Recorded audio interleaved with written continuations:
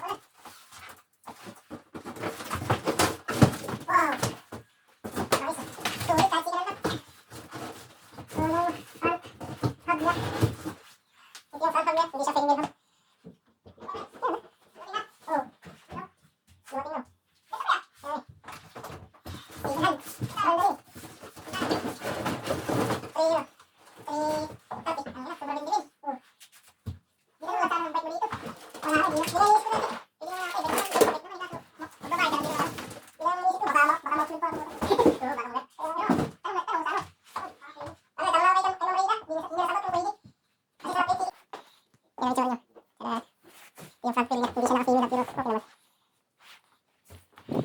Yung cranks niya, 3 piece. Papalitan na lang natin ito. May ilaw pa siya. Itil. Tara natin buksan yung iba.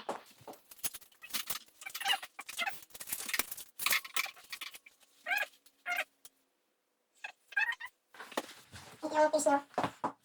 Colt. Okay. Tapos, unknown. Ano eh? Kapit natin yung ilaw.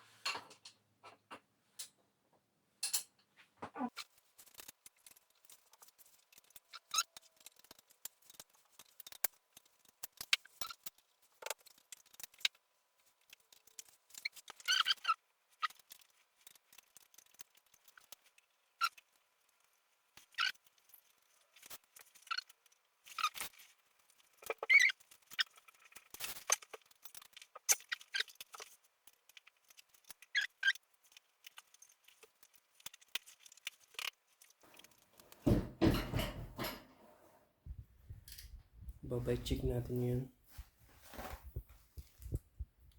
With the people frame. Simula tayo sa frame. With the people. Hindi ko alam kung ano yung size. Yung upuan with the people. Pida with the people. Tapos yung sprocket niya with the people. Cranks 3 piece.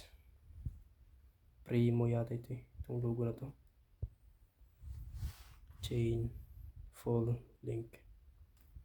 Hindi ko alam yung brand.